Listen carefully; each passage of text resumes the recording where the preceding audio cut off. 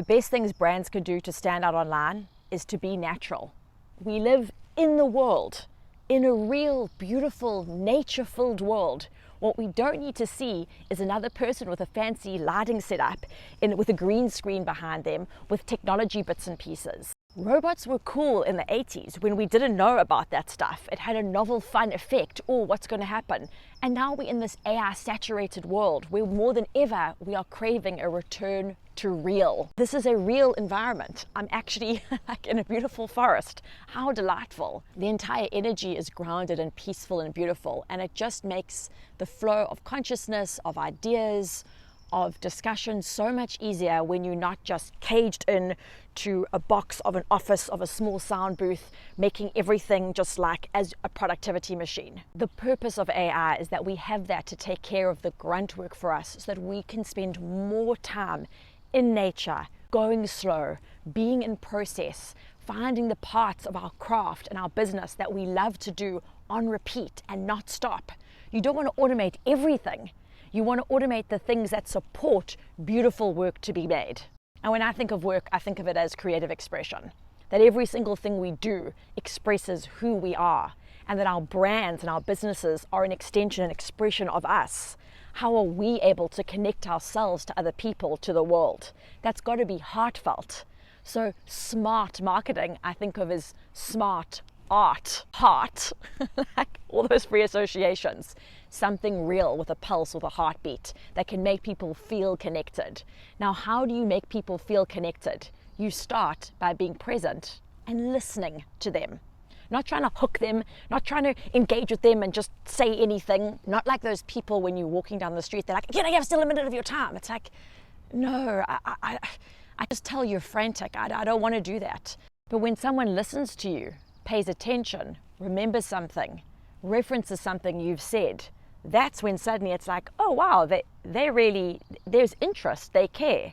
But brands can do that too on social media. Brands can listen to conversations that your ideal audience and ideal consumers are saying, and you can meet them where they're at and pick up a thread of that conversation and start speaking to them about it. You can do this with Creatrix.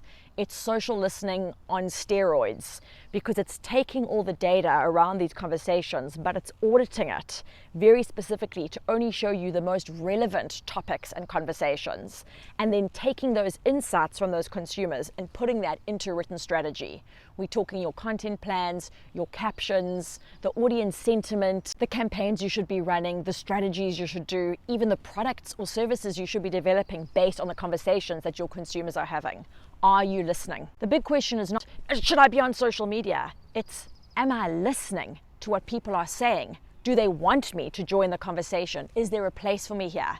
Because what you might find out when you run an audit and you do all your market research that Creatrix will help you do, we're talking millions of people in under 20 seconds, you might realize, actually, my audience is not showing up on these platforms. This is not where I want to reach them at best. What they're telling me right here on these platforms is that they don't want to be online. They're looking specifically for X, Y, and Z.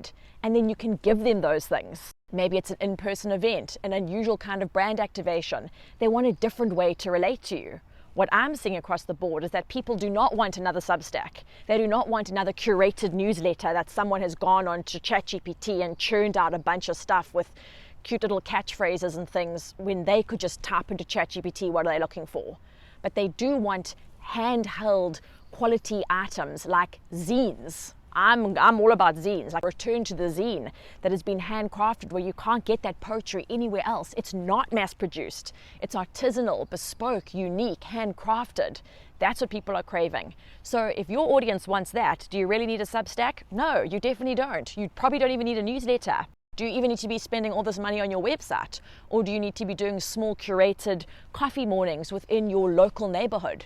Do you need to have chapters around the world where different people get together? Chances are they want community more than they want content. How are you cultivating that in real life? How is online supporting your real life activations? Anyway, we could talk about this all day. It's one of my favorite topics. I'm going to wrap up this video now to say that if you want to discuss this further, reach out to me, lauren@creatrixsas.com. Go through all our videos. There's tons of different perspective shifts here and information on the product and specifically how you can customize it to you to support your team. What your team needs is the gift of headspace. They will not have headspace if they are doing a million different things all at once, trying to keep up with everything. That is the job of the machine. Let Creatrix take care of that so that your team can get into studio, into creating, and use their very human skills of connecting to what they truly want. Because what you truly want is probably what another person truly wants, more so than what a machine's going to tell you. Use Creatrix AI to help you with your market research, to inform very human decisions, not to make them for you. Do not ask AI, ask your audience.